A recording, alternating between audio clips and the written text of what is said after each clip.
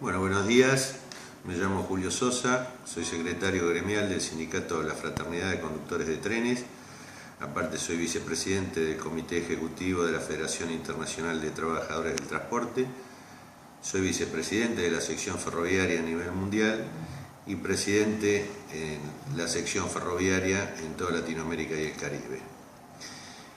Acabamos de tener la conferencia regional latinoamericana y el Caribe, en el cual todas las secciones pudieron manifestar sus problemáticas, sacando documentos específicos de cada una de las secciones del transporte, y los ferroviarios en particular hemos planteado temas que nos son afines a todos. ¿Por qué?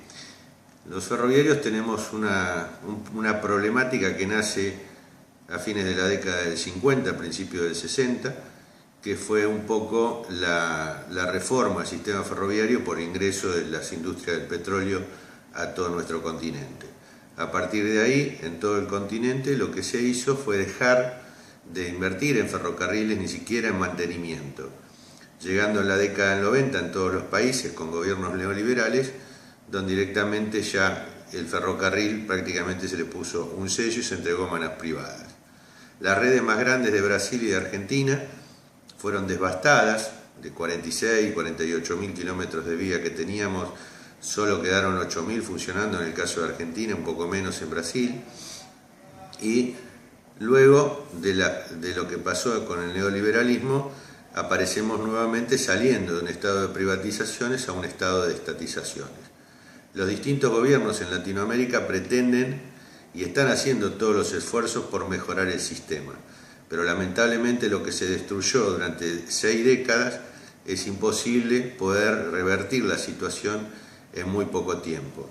La fraternidad viene planteando programas y proyectos a 10 años de inversión para ir levantando las líneas férreas de la nación, pero lamentablemente lo que no tenemos ni en la Argentina ni en el resto de Latinoamérica, en ninguno de los países, son políticas de Estado para con el transporte, y entre ellos el ferroviario. Estas políticas de Estado nosotros venimos manifestando desde hace años que haría falta que nuestros legisladores determinen y definen lo que es una ley federal de transportes. Una ley federal de transporte donde nos diga qué hacer con cada uno de los transportes, trabajar en forma multimodal y que cada uno haga lo que le compete. Podemos entender nosotros que en la Avenida del Petróleo no sucedió solo en Latinoamérica, sucedió en el mundo. Y en el mundo, a excepción de Latinoamérica y África, se extendió toda la industria del petróleo con las fábricas automotrices, tanto de camiones y como de micros. Se inundaron todos los países de grandes rutas, grandes infraestructuras de autopistas, etc.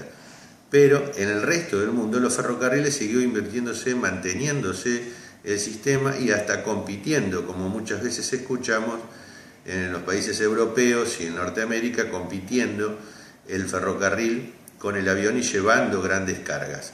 O sea, las grandes cargas en los países industrializados las llevan los ferrocarriles. En los países industrializados y llamados de primer mundo, el ferrocarril hasta 500 kilómetros está compitiendo con el avión.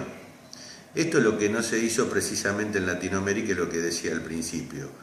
No se llevó a cabo una inversión de mantenimiento con algo política federal y de Estado con los ferrocarriles y con el resto de los transportes. Se dejó caer al ferrocarril totalmente.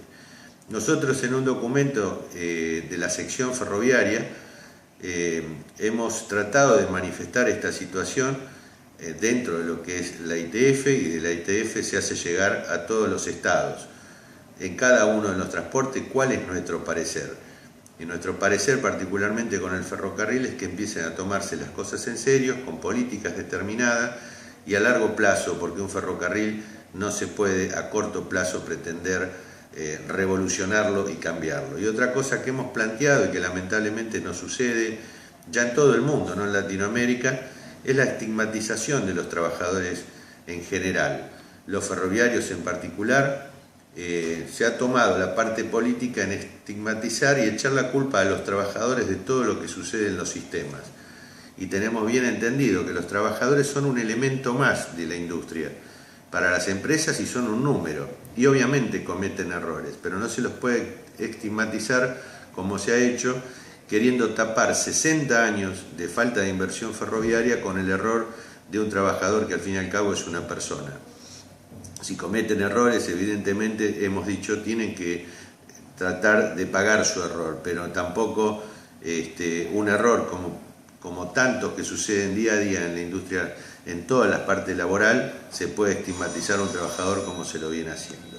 En resumen, esto creo que es lo puntual y lo fundamental que ha salido de nuestra conferencia de la sección ferroviaria dentro de la grande, que fue la Conferencia Regional Latinoamericana y el Caribe.